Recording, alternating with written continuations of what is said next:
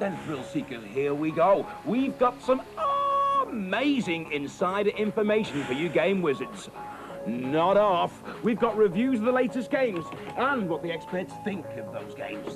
We've got a visit to Hotline City and what it all means. The Mario story, where, why and how did a little Italian with a moustache become a worldwide superstar. We've got tips and tricks on the latest software, and we get to the bottom of how the game's writers invent a Super Nintendo game. And we look at some of the excellent gear that you can get for your Super Nintendo. But first, let's get the show on the road with the Mario story. Buongiorno, prego, dice Mario, the most famous plumber of all time, actually started life as a carpenter who had lost his girlfriend to a gorilla in the 1980 game Donkey Kong. He was such a success that Japanese video game programmer Shigeru Miyamoto decided to make him the hero of a new two-player game called Mario Brothers. Mario joined with his younger brother Luigi, and the rest is history. The follow-up game, Super Mario Brothers, sold over 43 million carts worldwide, and Mario overtook long-established characters like Mickey Mouse and Donald Duck in popularity. His star has been rising ever since, as he's gained his new powers, explored even stranger worlds, and conquered even more grotesque enemies. Mario even took to the skies in Super Mario Bros. 3, and swam like a fish in his first 16-bit adventure, Super Mario World. Ever versatile, Mario has also proved himself a wizard behind the wheel in the amazing Super Mario Kart. Not satisfied with his gaming adventures, our intrepid Brooklyn plumber has become a film star of his very own in Super Mario Bros. The movie. To mark the new stardom, Nintendo have released the Mario game to end them all, Mario All-Stars, so that now you can relive every slip into danger, every hidden escape, and every moment of glory in Mario's long history. Bravo-ski, Mario-ski. He's a bit like me, you know. Obscurity 1 minute, in your living rooms the next. My name's Craig Charles, brought to you live by Nintendo. But the question I'd like to ask is, what about all those new, exciting games waiting to be played? The Legend of Zelda, A Link to the Past. Venture back to Hyrule and an age of magic and heroes. The predecessors of Link and Zelda face monsters on the march when a menacing magician takes over the kingdom. Only you can prevent his evil plot from shattering the land of Hyrule. In your quest, you will venture into twisting mazes, dungeons, palaces, and shadowy forests. Test your mettle with mighty swords and magical weapons, or heft a boulder and hurl it at your enemies. If the going gets tough, dive into a river you can swim to escape. Learn powerful spells, locate magic artifacts, and solve the mysteries of the evil magician and the hidden realm of Hyrule. Its secrets await you. Super Mario Kart.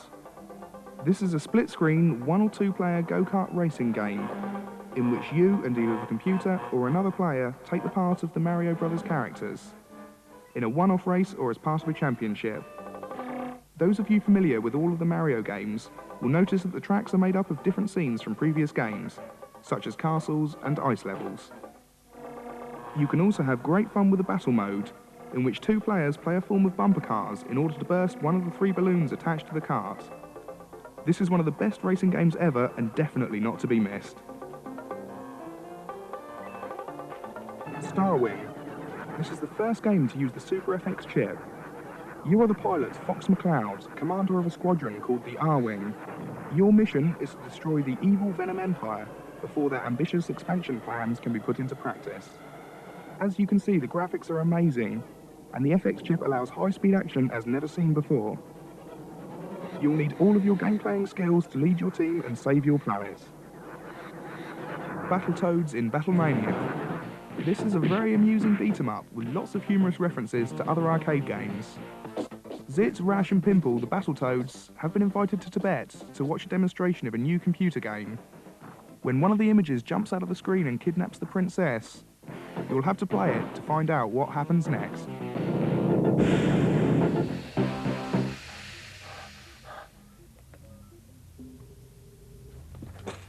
Well, I think it's about time I beam down to meet the Hotliners.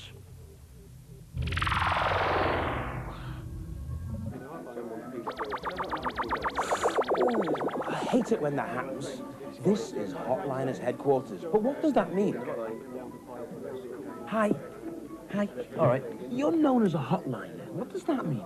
Hotliner is someone who has played and completed all NES, Game Boy and Super Nintendo games, as well as helping the consumer with information on games already out and forthcoming releases. So what's this game you're playing now? At the moment I'm playing Street Fighter 2 Turbo. He's playing Street Fighter 2 Turbo and getting paid for it. It's like he's died and gone to heaven. So what do the kids want to know about this game then? The main question is how to do the special moves with the bosses. Show us a move then. Right, the one I'll show you is the torpedo roll using Bison. What you have to do is hold back for 2 seconds and forward punch. Marvellous. The hotliners on average take 1,400 calls a day. That's 10,000 calls a week. That's over 500,000 calls a year. That's a whole lot of yak, yak, yak. Yeah, you got some cobwebs on you. How long have you been here? 3 years. 3 years? Yep. So what's your favourite game at the moment then? My favourite game at the moment must be Starwing. Starwing, good game, good game. Bad. Come here. Have you been on Games Master and Games World and all that? I've done my bid. So you're a bit of a megastar then? Well, you know. Tell me, let me on the gen. What would I have to do to be a hotliner? I'll take you on a wing. Under your wing. Years of training. Training. And then one day, synchronicity, the whole lot, Coordination. you'll be able to be a hotliner. A hotline. Constantly Caring, loving. giving. Constantly. So, do you think I could be a hotliner? Maybe. I could take you under my wing. It's hard work, though. You know, we've got a team of experts working round the clock, training us. And you've got to care, because we constantly care. And you've got to have coordination and synchronicity. You've got to be well-mannered, good with people. Communicative. It's essential. Okay, I haven't got the big-time edge. I haven't got the total coordination and communication skills you need to make it as a hotliner. I can live with that. Time to review some games. Guide Aladdin and Abu through their quest to defeat the evil Jaffa. This is a Capcom and Disney game that features excellent cinematic graphics, superb sound, and amazing background. There is a password facility and bonus screens. This game will keep you interested forever. Sure to be a hit.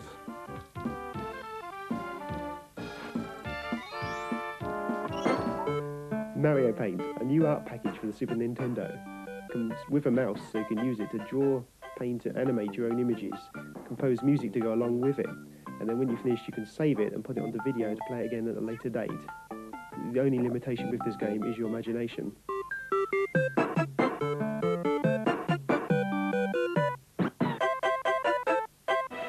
Nigel Mansell's World Championship Racing is the best simulator available for the Super Nintendo at this time. You get a chance to race all 16 courses around the world. The weather is constantly changing from sunny to cloudy to wet. You get a chance to change your tyres, your aerofoils and your engines in your car. The speed and graphics on this game are amazing. Basically play the game and you'll see what I believe. A new cult hero hits your screens in the form of Plock. How do you describe Plock? Well, basically, he throws his arms and legs at the enemy. Plock is a massive cartoon platform game with incredible music and stunning graphics. Not only will this game go #1 in the game chart, but #1 in the music chart as well. The Lost Vikings, Olaf, Eric and Balog have got to find their way back to their village. This may sound easy, but it's not. They've actually been walked through time and space. They've got to get through 37 different levels and 6 different worlds. They've got to combine the 3 skills of all the Vikings to get through this intensely puzzling and frustrating game. This is Bubsy's first adventure on the Super Nintendo, called Claw's Encounters of the Third Kind. On this Bobcat's travels, he has to avoid many pitfalls as well as collecting all the yarn balls that he may encounter. This 16 meg cart has great music and graphics, as well as some of the best speech I've ever seen on the Super Nintendo. He has become a cult hero in America and looks like doing the same in the UK. These games are pretty fantastic, but what always amazes me, and I'll share this with you, is how they fit all the music, visuals, excitement, and all-round top-quality entertainment into one tiny cartridge. So how did we get all of that into this? I think an interesting thing to do, first of all, is to go back a couple of years when we first thought, shall we do a racing game? We knew racing games were very popular, and we thought we had the expertise and the programming skills to do a very good racing game. So we said, yeah, let's do a racing game. The next question we asked ourselves, is there a personality? Is there an endorsement we can add to the game which is going to make it even more exciting? We knew Nigel Mansell was doing well in the World Championship at that time. He wasn't World Champion at that time, but we thought he might be. And we started speaking to him. Would he be interested in helping us with our game? He was very interested. He likes computer games. He takes a Game Boy with him wherever he goes. And soon we had Nigel on board as well. So we were there. We knew we were doing a Nigel Mansell racing game.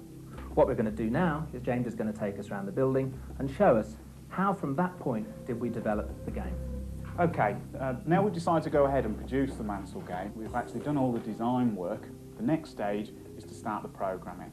We have the computer on which the code's being written. The code that we write ends up in that box over there. That box is our version of the Super Nintendo. It's similar to the one you would have at home, except that what it allows us to do is continually change the program that's running.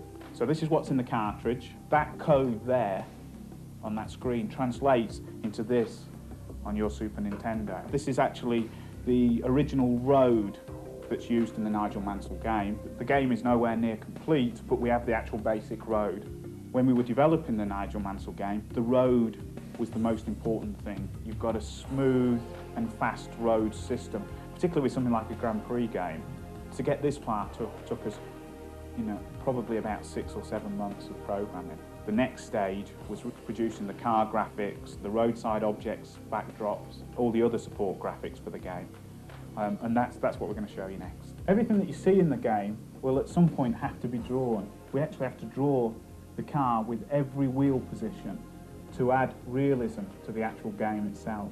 As well as drawing Nigel's car, we have to draw the cars that you're going to be competing against in the game. Could we run the animation, Greg?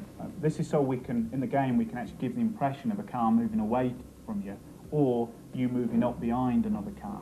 How many frames did it take to do that? We originally used 8 frames, but I doubled them up to 16 to make it a lot smoother. It works really well. The game isn't just about racing around the tracks, though. Another important part of the game is the actual selection and setting up of the car between each of the individual tracks in the game. In this section you can select your tyres, change the airfoil settings, etc. Below we also see some graphics for the sponsors which we're adding to the car graphics. Anything for realism. Whilst the rest of the team are working on the programming and finishing off the graphics for our game, here in the studio Pat's working on the music and sound effects. Could we have a listen to some of the music please, Pat? Certainly. Once I've composed the music, it's built up of tracks similar to this. Okay, could we listen to a sound effect now, please, Pat? In an effort to create as much realism as possible, we asked Renault to record the engine sound from the actual F1 car itself. And this is the sound effect that we use within the game.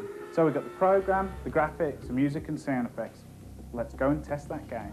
What we do is arrange for the programmer to send the finished game down to this machine, and using this machine we actually load the program up into these 2 chips.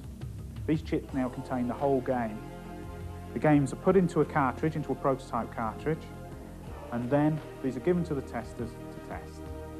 Here in Gremlin's test department we have a team of people whose job it is to play the games. Our testers have to play the games for hours and hours, testing for bugs or for things that shouldn't even be there. When the game is as action-packed and as exciting as possible, only then is it ready to be put into a finished cartridge. And that's how we get all of that excitement into one tiny cartridge.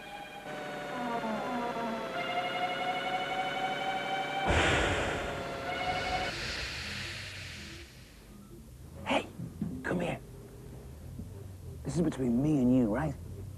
What I want to know is, how can you cheat at some of the games? Don't breathe a word.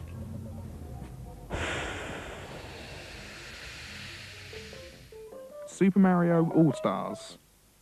On the Lost Levels, World 1, Level 1, if you want to get some extra lives, this is what you have to do.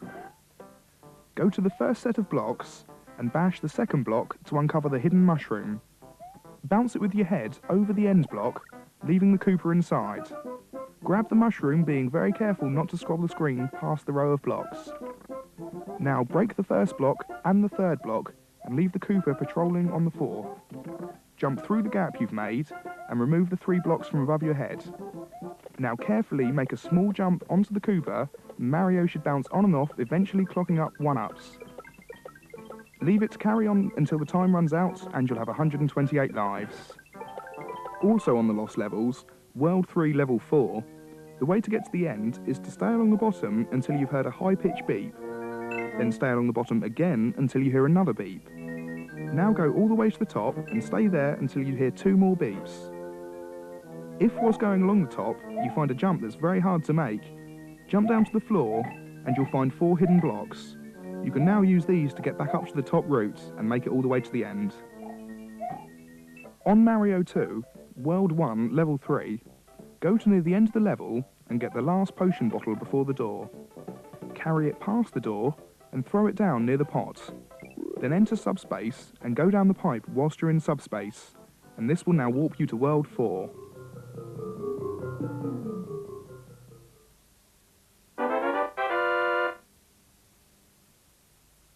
Mario 3. On Mario 3, World 1, Level 3, you'll find near the end of the level a white rectangular block in the air. Jump onto this and kick the turtle off. Now kneel down on the block until you fall through and land behind the scenery.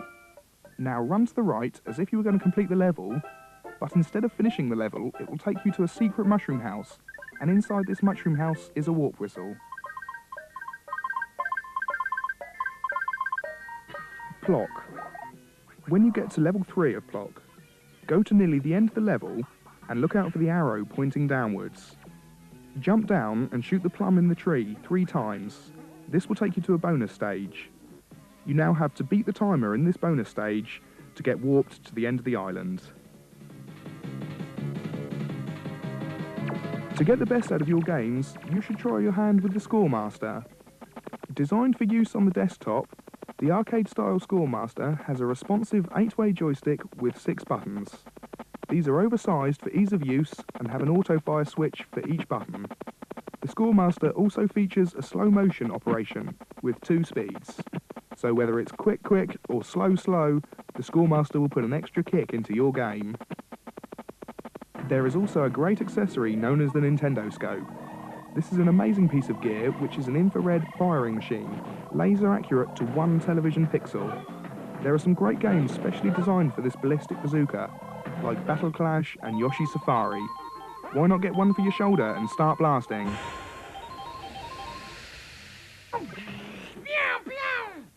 I hate to tell you, thrill seekers, but it's time for me to go. Have fun on your Super Nintendo. And this may sound strange, but I'll be back. Hasta la vista, baby.